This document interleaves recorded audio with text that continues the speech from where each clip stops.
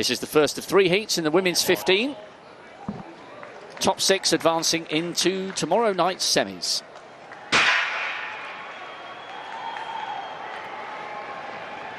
Gail Devers alongside me, enjoying this first evening session of athletics in the stadium.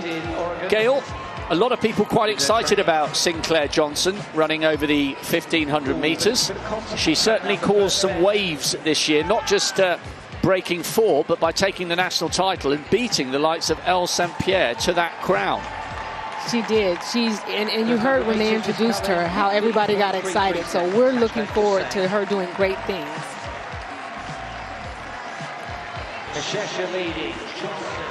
Johnson there in second place, just tracking Mashesha.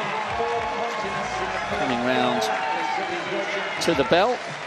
Georgia Griffith paying close attention to the early pace. Looks like it's Vanderlist just on the inside, the Belgian.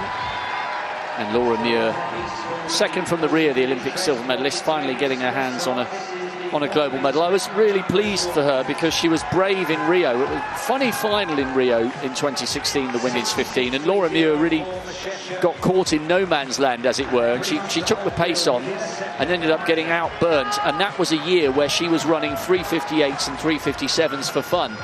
So it was brilliant to see her finally get that global medal in the Olympic arena, but she's just towards the back and hasn't had a perfect season. How difficult is it, Gail?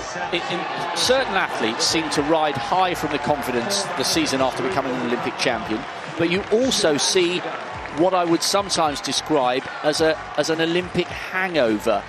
Can it sometimes be difficult the year after you've either achieved your lifetime goal of winning a gold, or in the case of Laura Muir, you've finally got your hands on a global medal, even if it isn't the gold? Can it be difficult to re-motivate?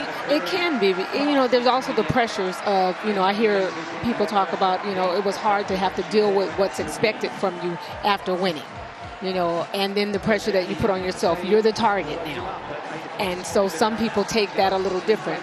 So it depends on the person, but yes, it can be difficult. Well, Laura Muir's face is a picture of concentration. And she now has moved through onto the shoulder of Mashesha. Johnson now a little bit boxed on the inside. Pen Freitas, the Portuguese athlete, 4:07 this season. By the way, I mean, women's athletics, the figures and the stats, sometimes we can overburden ourselves with statistics in athletics.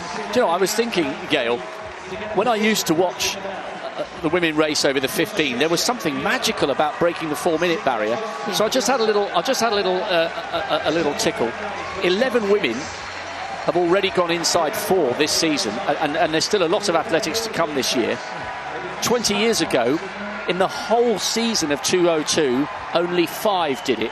And if you go slightly slower, it shows you how much this event has changed. In 2002, only 30 women ran quicker than 4:05. This season, we've already had more than 50. Wow. So the volume of women running world-class times in this event has doubled in 20 years. Doubled, at least. That's amazing.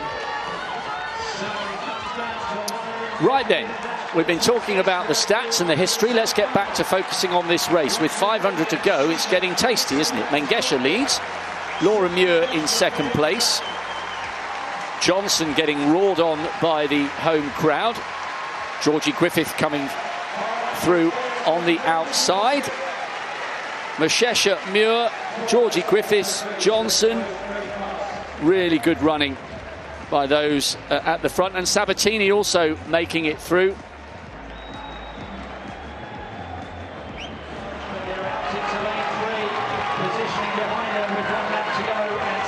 We've been talking about Faith Kipyegon.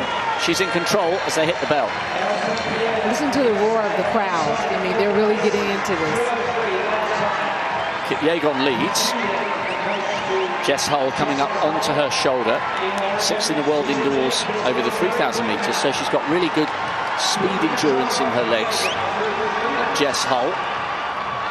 Adele Tracy, the former British athlete now representing Jamaica. She's in the middle of the pack. St. Pierre trying to come up on the outside. Tanaka, the early leader, just beginning to find herself struggling on the inside and might get boxed.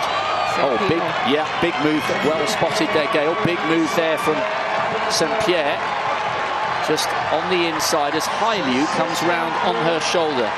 No need to panic and no need to burn up for the win, because 6 are coming back for the semis, joining the likes of Meshesha and Laura Muir. But it's the woman who took that title ahead of Laura Muir last year who's going to lead them home. Kipyegon, very, very good running there. I'll tell you who else came through well for a place. Hannah Klein had a very quiet race, but she came through for a top 6 finish. Adele Tracy ran well. Good running there from Faith Kipyegon. Never troubled, never bothered, and I tell you what, she made 4:04 look like a job. She did. Winnie Chebet, her experienced compatriot, is in 3rd, and now we've got 2 little groups, and this front group of 6 is beginning to put some daylight between themselves in the second half of the field.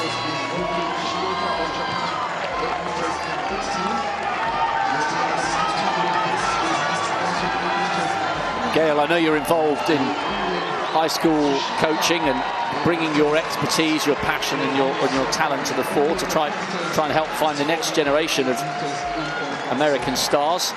There are no shortcuts with middle distance training, are there? No shortcuts whatsoever. Got to put in the work if you want the results. Oh, such an atmosphere building here, you could hardly hear them ring the bell. Yeah. They come round now with 3:50 to go in this 3rd heat to the women's 15. Gudaf Sege leading, Corianne McGee and Lyndon Hall, the American and the Australian, in 2nd and 3rd. Chebet still looks fine here in 4th, and Nanyondo looks like she's hanging on to an automatic spot here for Uganda, coming round in 5th. I'm just watching her. And Trost running well, the German double national indoor champion. So these 6 look like they're clear and away, although they've got to be careful because there is one more athlete trying to come wide on the outside. And she has got into the top 6, pushing Nanyondo down to 7th at 4:02.6, so all the leading 7 will come through that one. It might have been Enaui who came through late. No denying who took it though. Gudaf Sege looking really comfortable. Well, she's going to need the race of her life to beat Faith Kipyegon, but if she can make a 4:02 plus change that look that straightforward, she's clearly arrived here in fine form.